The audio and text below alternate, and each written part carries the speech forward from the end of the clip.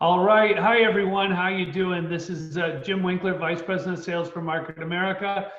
I have on with me Scott Grogan, Director of Training. And Scott and I just wanted to do a real quick video for you. Be free to watch. We want to talk about the inventory management because we're at the end of a quarter right now. And at the end of the quarters, there's some certain things that you need to do to make sure you don't run into any challenges when you're ordering. So Scott, why don't we go ahead and hit that next PowerPoint. And what you're going to see right here is if you take a look if you're in your back office and you go under inventory management, everybody should know where that is. Now it's under ordering, and you see anything in the to be assigned like Scott just put in here. What that means is, and Scott, correct me if I'm wrong, but from the fourth quarter, you still have 2 OPCs, 1 vitamin D, 1 TLS core fat and carb inhibitor that have not been assigned yet, meaning they haven't been sold, they haven't been assigned as personal use, and they haven't been used as a promotion and advertising or expired, any of those different categories we have.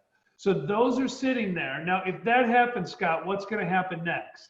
Well, if they wait until after tomorrow night and April 1st rolls around, they're going to see those things turn red and they get this warning up top that says they cannot place orders. Now, their auto ship will still go through, customer orders at the online sites will still go through. They can still drop ship to customers, no problem, but they won't be able to order just a normal order in their back office, which would normally put things into their inventory. They won't be able to place those orders until they assign these items, even if it's just to keep them in their inventory, and then they'll be able to order again. So there's no big penalty, there's no purges, no red flushes. I've heard all kinds of things when people ask questions, but really it just means they just need to let us know what they're doing with these products, and then they can order again. Okay, so basically, if someone gets to this point, Scott, all they have to do then, maybe they still have them in inventory, they would just quantity 2, select assignment, put it in inventory, right? Keep it in inventory, and then that would disappear. So it's real simple to take care of. And funny, because you and I, we were talking about this earlier in the day, and I went in and I checked in my inventory management. I had nothing that needs to be assigned. I said, how can that be? And you said basically that means anything I had at the end of quarter 4, I've already either retailed or put into personal use, because I mark it down. Every time we pull something out of our inventory, I immediately take it out of my inventory management under personal use, or if I use it as a promotion and advertising, we take it out of there. So I had basically done that with all the products we had when we started the first quarter from quarter 4, and you had done the exact same thing. Yep, and neither of us had anything in the to be assigned, which means we would have absolutely no problem. And then April 1, basically, we would have everything that's in our inventory would show up in our to be assigned in black letter numbers again, just like they are in this previous slide. And we would just need to assign those items before the end of June. Before the end of the next quarter, just by normal use and retailing, it'll probably happen. So this isn't going to affect everybody, is what you're saying, Scott. This will affect the people who had more inventory than they've either used, retailed, or whatever with, correct? Or the ones that just haven't gone in and they've been using product, but they haven't been updating their inventory about that.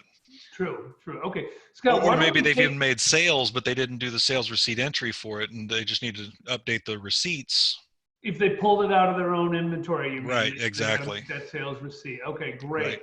Why don't we go live, Scott, and show people how they could do it live? Can we do that? Sure. So because Jim and I both had already assigned all of our items, this is the test account. You see here that I have products in my inventory. Okay, I have one item in my inventory that needs to be assigned by the end of the quarter. So Scott, that's what's going to show up if somebody goes in there tonight and they see something? Yep. This is just like live if you've got one item that hasn't been assigned yet.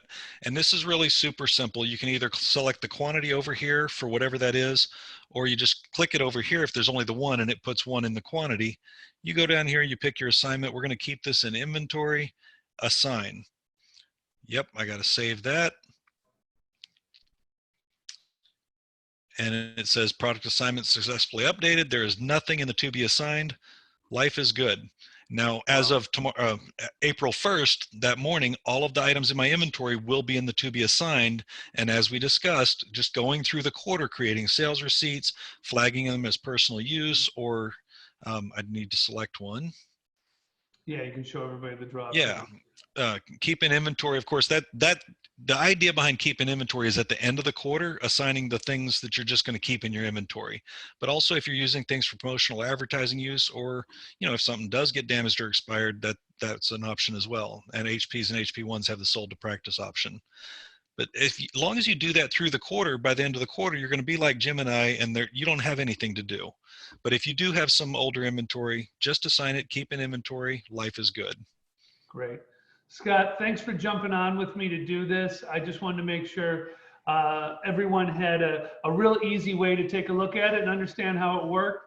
And we'll get this out to everybody. So I appreciate you taking some time today and sharing this with people. And you know, from there, let's everybody get our inventory done and up to date right away, and teach our people, more importantly, teach our people that maybe aren't as active as we are, how to do this so that they have it taken care of, or at least you know how to answer questions. So thanks again, Scott. I appreciate your time. Thank you, Jim.